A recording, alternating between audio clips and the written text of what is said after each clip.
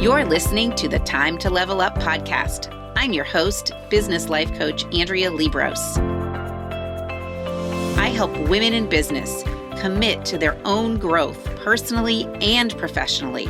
Each week, I'll bring you strategies to help you think clearly, gain confidence, make your time productive, turn every obstacle into an opportunity, and finally overcome the overwhelm so that you can make money and manage life.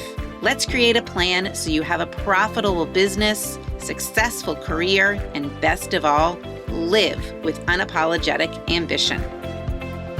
Are you ready to drop the drama and figure out the how in order to reach your goals? You're in the right place. It's time to level up.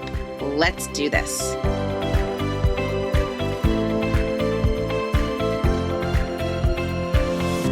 Hello, Time to Level Up listeners. Welcome back to the podcast. Today, I'm excited to share with you a conversation that I had with my client, Cherie. Cherie and I worked together for about 18 months one-on-one. She took a year off, and recently she and I got back together in a coaching relationship, and we have planned and already executed one deep dive VIP day. We've planned a total of four for the next 12 months. So as you listen closely to how she describes how she has felt throughout her adult life, the different stages and seasons of life that she has gone through as an adult, from being an attorney and a graphic designer and a journalist to becoming a mom and an author to becoming a person who moves with their family and figures out that, have they done the work to determine what they really want? So sit back and listen in, buckle up to my conversation with Cherie. So, Time to Level Up listeners, I am super happy and excited to have my client and friend Cherie with us today. Cherie wears lots of different hats, has a very interesting background, and she and I have been working together now for, I don't know, maybe parts of 3 years. Yeah. Parts of 3 years. So that's what we're going to talk about. We're going to I want her to share with you her journey, like literally and figuratively. Like there was a moving piece in there. So there was a real journey, physically, and then also kind of emotionally and mentally what she's gone through over the past 3 years and how things have changed. So Cherie, why don't you introduce yourself? Hi, I am Cherie Bosarge-Dutton, the world's longest last name. It has a hyphen though. It does have a hyphen. It doesn't help anyone, but it does have one. Okay. And I am an author. I'm a mom. I am a partner. We've been married. We just celebrated 25 years, right? So that feels like a huge accomplishment. And I live currently between Miami and Fort Lauderdale down in Florida. That's where she lives currently. So let's start where you used to live. Okay. So when I met Andrea, I lived in Boston, or just outside of Boston, in the suburbs. But I moved with my husband and kids to Raleigh, North Carolina, or just outside of Raleigh, into the Research Triangle. It was partly a move for my husband's work and his mental health. He was all done with snowy winters, and he grew up in Chicago, so I think he was done with being cold. So he wanted something that was a little slower paced and a little less cold. So his brother was finishing his PhD in the Research Triangle. And so that seemed like a good idea. My job as an author was mobile. So we just did it. Packed it up and left. And I grew up in a family. My dad was in oil, and we moved a ton growing up. I don't even know how many schools I went to over the course of my childhood, middle school, and high school years. So moving wasn't scary or intimidating or anything. It was just, we're going to do this. Or at least that's how I approached it. And that's how I talked to my kids about it. They were both elementary school age at the time. So we treated it like an adventure, and we were ready to go. And we got a darling house that we were all in love with in an adorable neighborhood called Apex, or was Scotts Mill in Apex. Darling. I mean, the school couldn't have been more precious. It was walking. Everything about it checked all the easy boxes, I thought. And my husband's plan was to work from home, to do remote work, keep his job. This is pre-COVID, by the way. Oh, pre-COVID, right. So there was remote working even before COVID. Right, even before. So that was his plan. He had always traveled a ton. And so I was truly looking forward to that, to having more time with him, to having him around, for the kids more and whatever. This was going to be this magical adventure. That is not. It was like a story. It was this great story we were writing for ourselves. Unfortunately, it turned out to not be a happily ever after story. It was a disaster. It was not good. And not for any reason that I could have possibly predicted. I thought I totally knew how to move and how to manage and make new friends and how to, but truth was, I'd never moved in my 40s. I had never relocated kids. I had never, there were a lot of things that were, I had nevers. Yeah. And they were harder than I ever expected.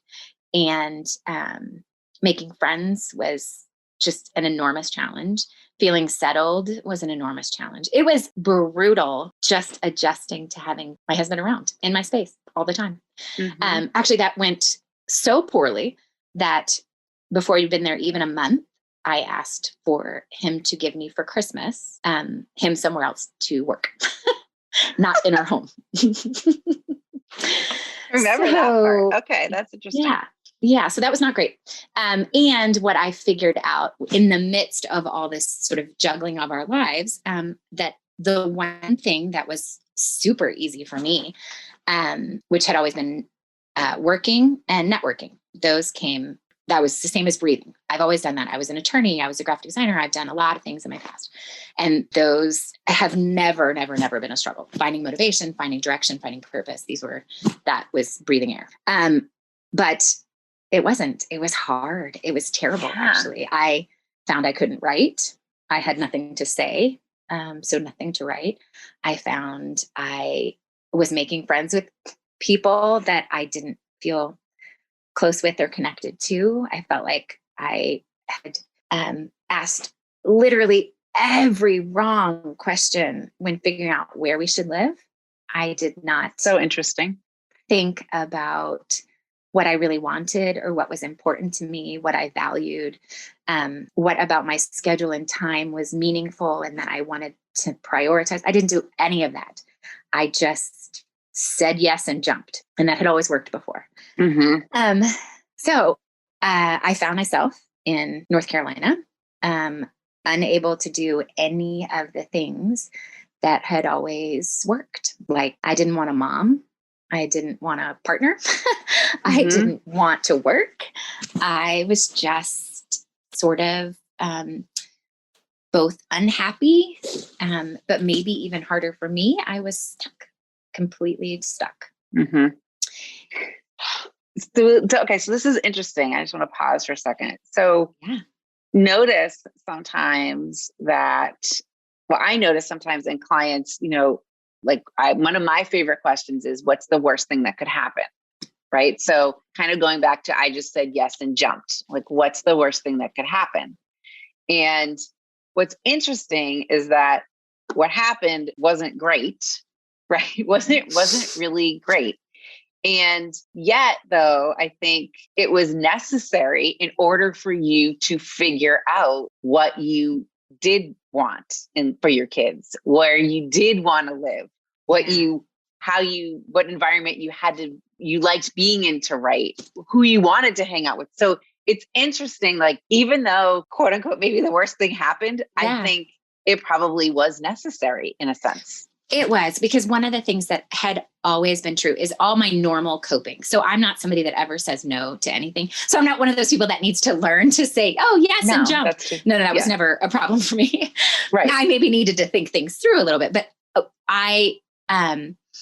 one of the things that I figured out is my normal coping that I'd been doing for years and years and years, all through college, all through my 20s and 30s and having babies, worked until it didn't. And then I didn't have anything else. So the go, go, go, do next had always worked until it didn't. And I think what I realized is in all of that time of go, go, go, I wasn't really chasing my goals. I was just being reactive. I was just sort of doing the thing that was on my plate. I was just doing the things that were in front of me. Yeah. And I was so happy. I mean, I would never take 1 second away from that. It was, I loved being a journalist. I loved law school. I loved litigating. All of those things were I did enjoy them, but I never really asked, is this the plan? Is this my plan? Is this actually serving what I really, really, really want to do?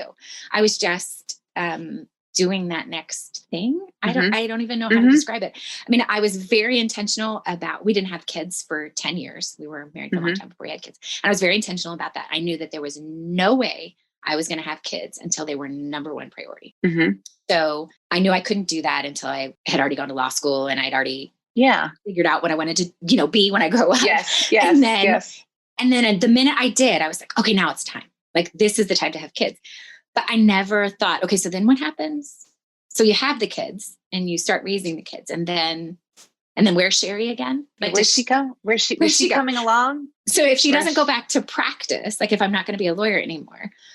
And so when I started writing, when the kids were little and I wrote my first book, it was very not on purpose. This was just a thing to do because the kids were little and I was kind of written. And I thought, okay, I could do this. But it wasn't because I saw myself as a writer. Like, I'm going to be an author and this is how I'm going to get there. I did not have that plan at all.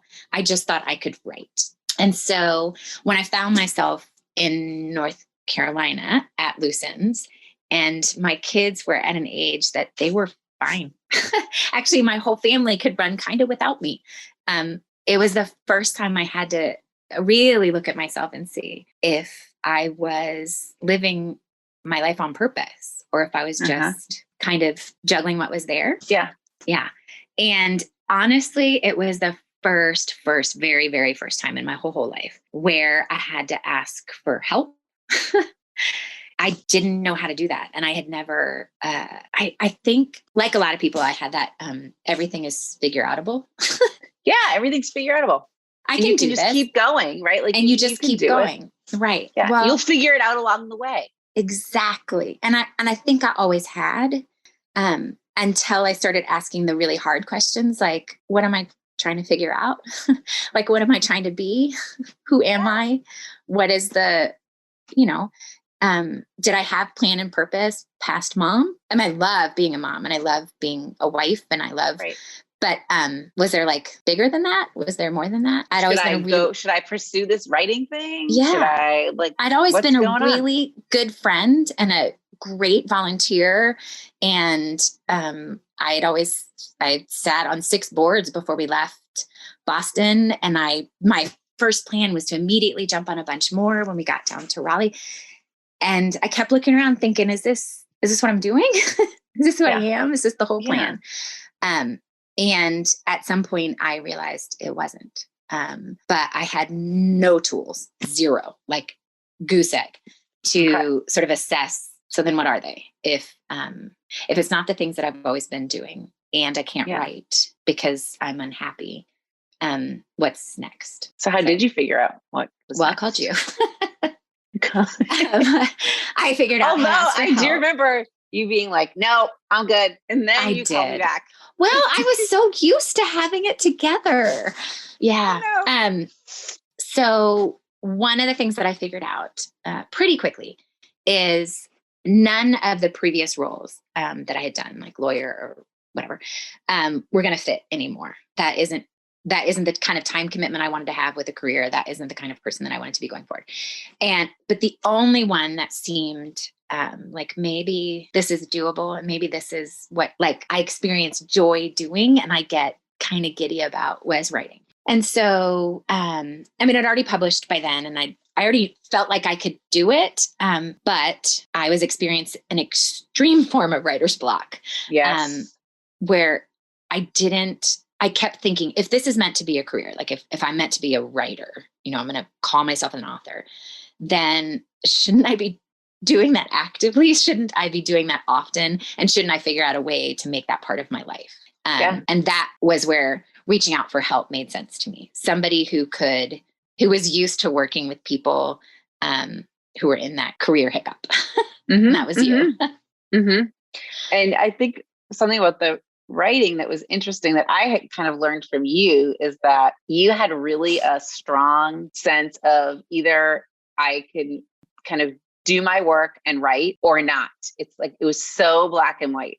There was no gray, down to where you had to be and the mood you had to be in, and who was around and who wasn't around, and what the weather was. I mean, you were really into very much black and white. Yep. And that was, I think, part of the stuff too. Absolutely. Part of the stuff. And so one of the first things that you sort of offered up was thinking through which parts of that I could control, like which bits of that I could maybe tweak. And so one of the first things we tried was leaving North Carolina periodically to go write, go on vacation, go on a trip, go be somewhere else. And it worked beautifully. I found that if I removed myself from 24/7 mom, wife, Raleigh suffering, and just went somewhere else, I really could write. And the biggest relief in that was knowing that it wasn't an empty well. There was still, I could still write. I still had stories to tell. I wasn't done. And that was a huge relief. And then once I sort of got through the idea of I'm not just done as a writer, like there's more stuff that I could do. Yeah. Then it was figuring out how to make that part of my actual everyday, where I didn't have to escape life to do it. I could make it part of my life. And then we tried to work on that. Yes. And that was interesting. And that involved leaving North Carolina. Right. So then you decided we're just not going to live here anymore. Period. So, right. And it was such a revolution to me was that there were no variables in my life that weren't worth questioning. If this is not working, why are we doing it? Right. So people, women especially, get stuck and they don't even explore, why are we doing this? Or why aren't we doing it? And why not change it up like that? Like sometimes that just doesn't even occur to us. Yeah. And it wasn't occurring to you for a while. It wasn't. I thought this is what we'd done. We picked North Carolina. We live here now. This is it. Well, the other thing that's interesting is it wasn't like life was rough. I mean, you weren't roughing, right? Like, so this is the other thing. People go into, well, I should be so grateful. Yes. You and I had discussions about this. I should be so grateful to have everything we have, like physically, mentally, everything. Absolutely. No one was sick. Everything was fine. Yes, this is it. Yet, right? But yet I was not thriving. It was not working. No. And so it's okay to explore. It was. And I think just giving myself permission to say, I made a mistake. I asked some wrong questions. I wasn't ready yet when we moved here to face some things about my life, admitting, oh shit, we got this wrong. Yeah. Or, not asking the right questions, just not asking questions at all. That too. And certainly not asking questions of myself. Correct. Like giving myself permission to say there are things that I need, and what are those things that will make me happy and that will allow me to live the life that I had planned. So the funniest piece of this, I'm embarrassed to say this, but I call North Carolina my Vietnam. Hey, anyone that's listening in North Carolina, it's perfect. It's perfect. There's nothing. And I kept saying that over and over. There's nothing wrong. My home is lovely. The school is lovely. We are safe. We are, financially stable, all those great things. Jeff loves his job, blah, blah, blah. And that was the hardest piece of it, was to feel discontent, surrounded by things that should have made me feel happy, safe, content, and all those things. But for me, it was a personal Vietnam. It was just being in my mid 40s and feeling rudderless and anchorless and purposeless and all these horrible things, and really having to question who was responsible for that. And figuring out ultimately that it wasn't the circumstances that were responsible for me feeling the way that I was. It was me. It was me choosing to stay in circumstances that were not working. And so interesting piece of this too, is that I remember, all of your extended family, like in-laws and everything. Yeah. Okay. And that, remember you with us discussing how their they're not going anywhere. They're the facts, the circumstances, they are in your life, and how you feel around them is truly up to you.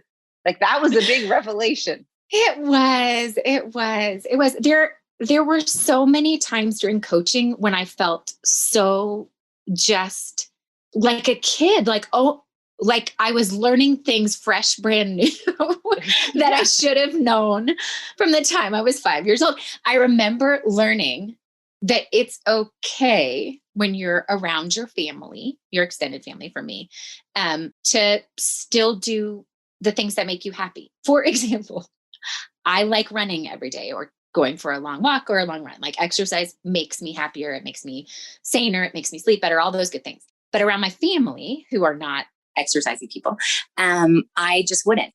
I would stay up late with them. I would do all the things that they do, and wonder why I was crabbier and slept worse and did not enjoy my holidays or my summer vacations or whatever with them.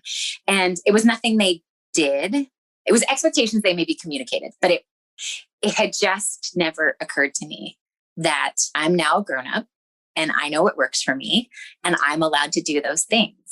And it took a bit. It went rocky a few times because my routines are not uncomplicated and they are not.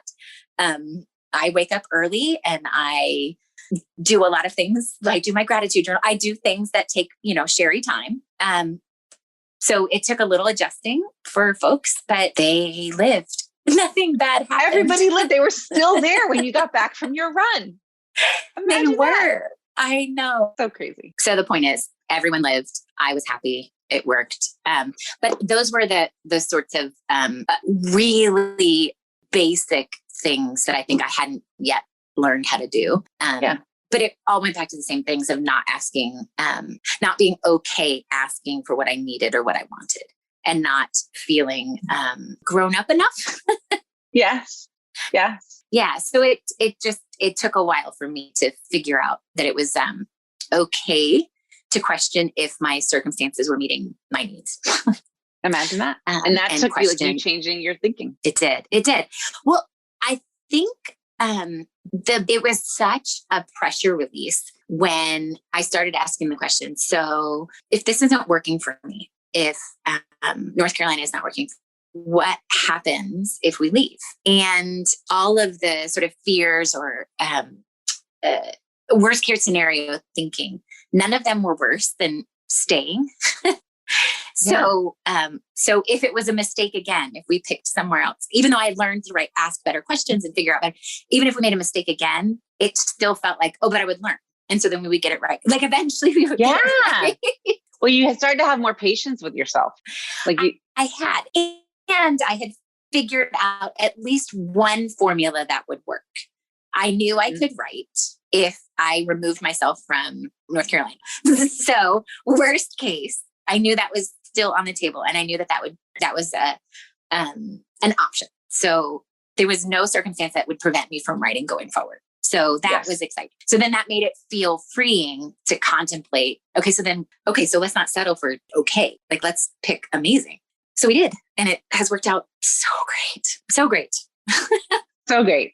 I mean, you seem so much, I don't want to say happier, but you're you, like all of you, all the parts of you. Yes. And then, so we got down to Florida. I wrote another book. I published another book. I published the one that had taken me 18 months to write. And then I published another one and it felt great. And then I realized, oh, wait, I'm an author. I don't just write sometimes. I'm an actual author. I have a website. I have books. I have a newsletter. There's social media. There's a whole bunch of stuff that comes with being an author, and I'm managing it okay, but maybe I'm not managing it as well as I could be. And I had sort of gotten back into my old habits of not asking what's next, of not asking myself if what's next is what I want. Mm-hmm. And so I knew enough that time to not there for a tune that was ridiculous. And instead I just reached out to you again. Because we stopped working together on a like monthly basis or more routine. And that was when you suggested that I do my, what did we call it? Deep dive? Deep dive. Yes. Yeah. Yes. I think even, and that was exactly what I needed. Right. And you even said in the kind of, part one of deep dive is you actually, whoever the client is, doing some work on their own, like me guiding, but you doing it on your own. And so that when we do actually come together, you've done some thinking beforehand. And I remember you saying like that thinking, even before we even met, and was amazing. Oh my gosh, it was transformative. It was so one of the questions that you asked, I don't want to give everything away, but oh my gosh, the hardest one was coming up with a list of things to do before I come up with the 100 things. And even trying to like dig deep to come up with my 100 things. I mean, I was like losing steam by like 20. I'm like, I don't know. And then I started just digging deeper, like, what do I want to do? Where do I want to see? Who do I want to be? What possible things could I do? And I started getting like semi-ridiculous, but also just tapping, I think, those things you never like just take the brakes off and say, what if, or what could I do? Or what could I imagine? And it was funny what came out. It sort of surprised me, I think, because I was surprised at how much just really trying to think through what would be the most important things. Like if I could make it, like what would those be, was really useful for me. And then the other one that sort of blew me away was tracking my same patterns over the course of all of my professional life. Thinking back through every job that I've ever had and the successes and failures, the struggles and not struggles, and how just exactly the same. Yes. And the same struggles kept coming up. And it was so easy to see then, once you write it all out, once you're looking at yourself in like a really honest way, like these are not new.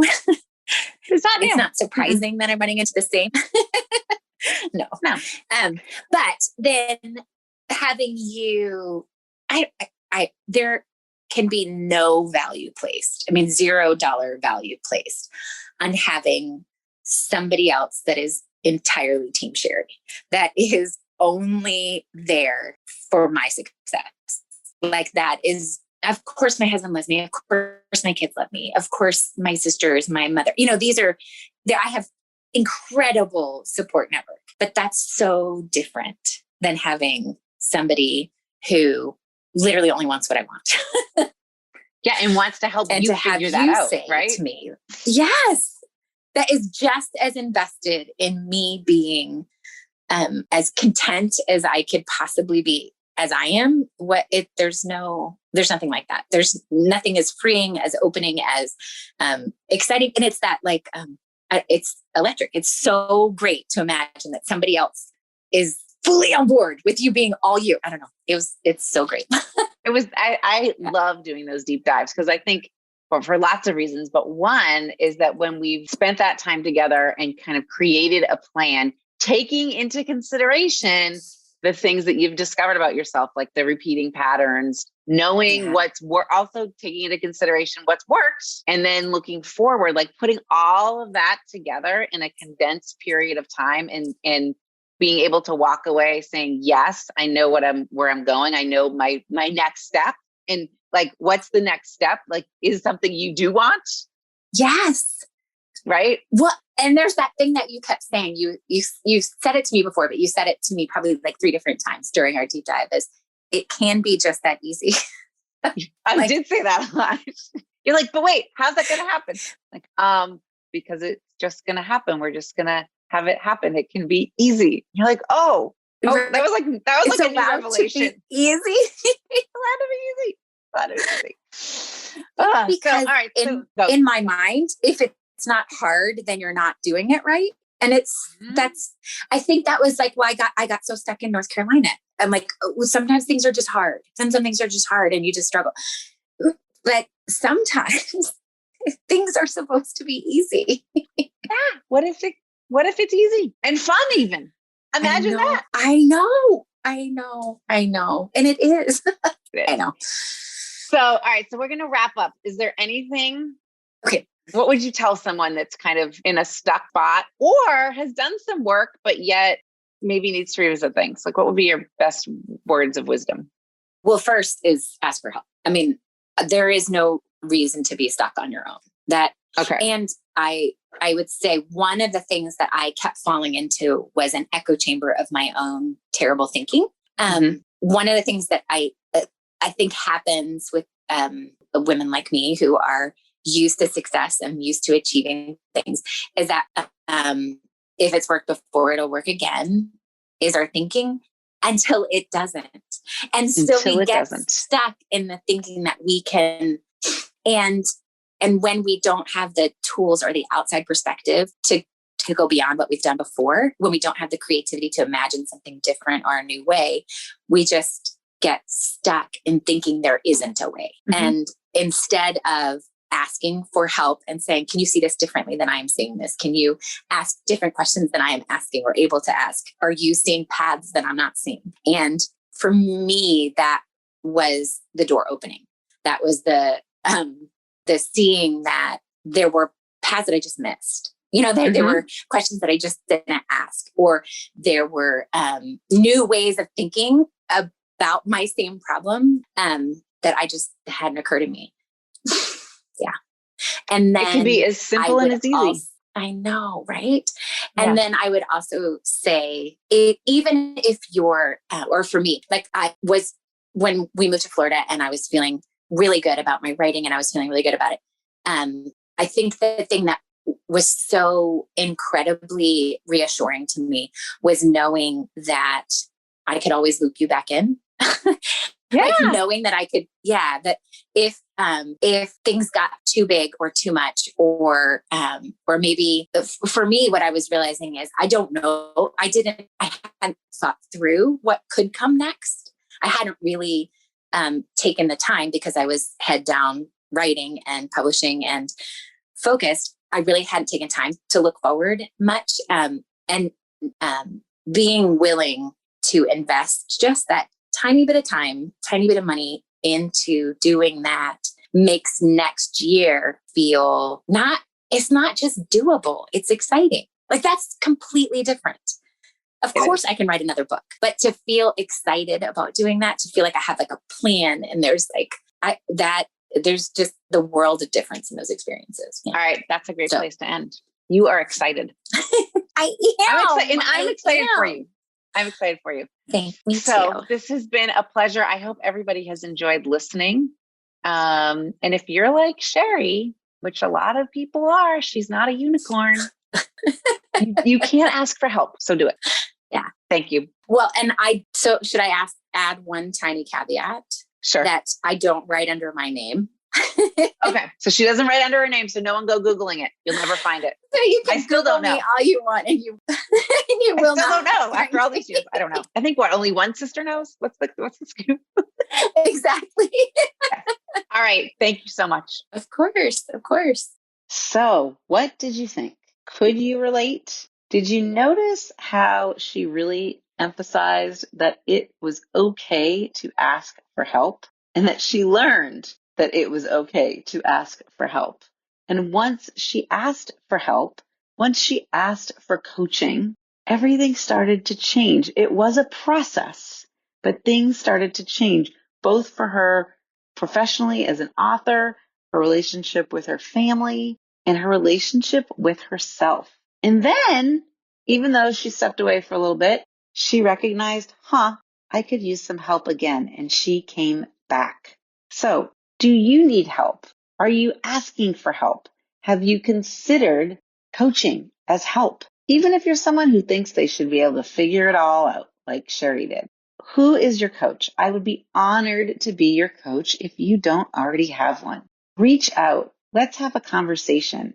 Is one-on-one coaching right for you? Is group coaching? Or what about those deep dive VIP days? Before she even got to the deep dive VIP day, she found value in it, just in the pre-work. And it was a huge gift she has given herself. And she's decided to keep giving herself that gift of a deep dive VIP day for the entire year, every quarter. So I would love and be honored to be your coach if you don't already have one, so that you can get the help you need to not just get unstuck, but but to really move forward with intention and purpose. Okay, see you next week. Thanks for tuning in to today's show. If you're ready to commit to personal and professional growth, move forward, make money, and manage life, head to AndreaLiebross.com. That's AndreaLiebross.com to find out about the ways we can work together. Until next time, go level up.